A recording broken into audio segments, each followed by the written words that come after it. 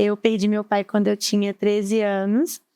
E desde então eu buscava em várias coisas uma paternidade, algo que eu não tinha ali no meu momento de adolescência, né?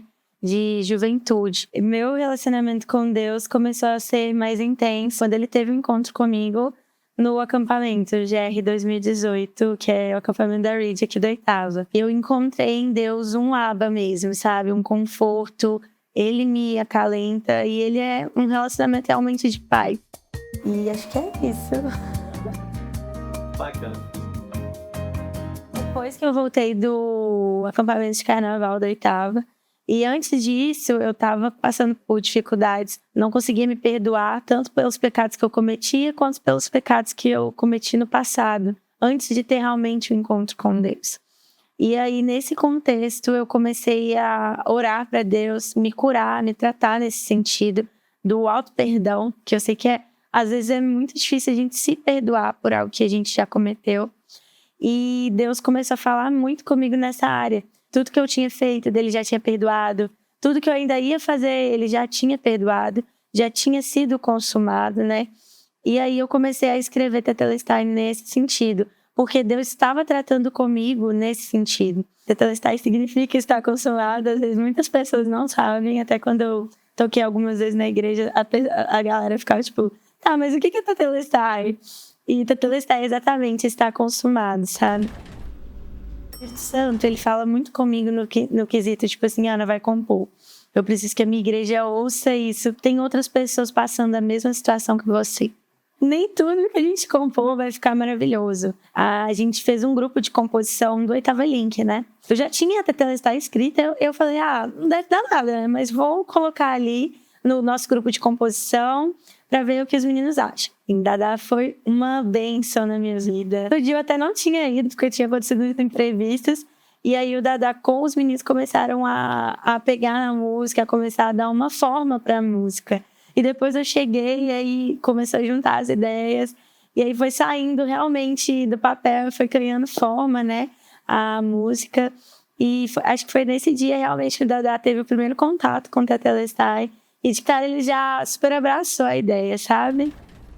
O dia em que o universo em dor sangrou foi quando o meu mestre se entregou e os meus pecados ele levou. Eu penso que foi um dia comum, né? Um dia como qualquer outro, mas um dia que teve um marco absurdo na história e nas nossas vidas.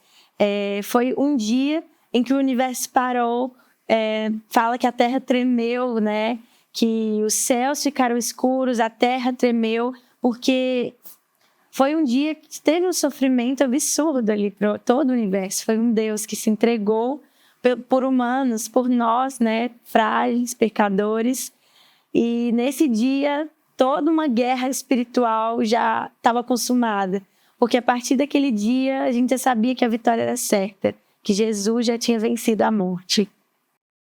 E foi por mim, foi por você, que Jesus bradou a dizer: Tetelestai, está consumado. Tetelestai, o preço foi pago. Cara, o sacrifício de Jesus foi para todos, né? Para todos que ele predestinou.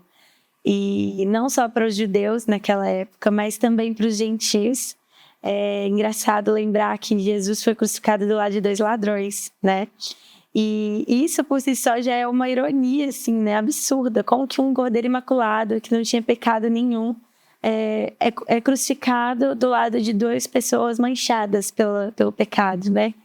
É para lembrar que isso não foi só pela gente, né? Às vezes a gente tem a visão de um evangelho muito egocêntrico, né? Que fica só em nós.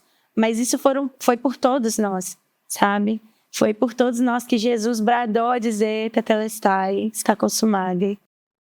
Alto preço foi pago naquele Calvário, com seu sangue fui comprado e hoje somos salvos. Jesus sofreu ali uma dor humana absurda. E saber que ele já sabia de tudo isso e mesmo assim ele quis se entregar por nós. Ele era Deus, né? Mas naquele momento ele se absteve de toda glória, de todo poder que ele tinha para sofrer como um humano, sofreria, e se entregar como um cordeiro, né? Por nós. A gente tem que se lembrar que foi um alto preço que foi pago ali. Foi no Calvário que Jesus consumou todos os nossos pecados. E foi um preço absurdo, a gente não tem noção, né, do que foi pago ali, de todo o valor daquele sangue, cada gota derramada daquele sangue precioso, que foi usado para selar realmente a nossa dívida ali com a morte, que foi usada para realmente nos livrar dos pecados e nos salvar. Acho que é basicamente isso.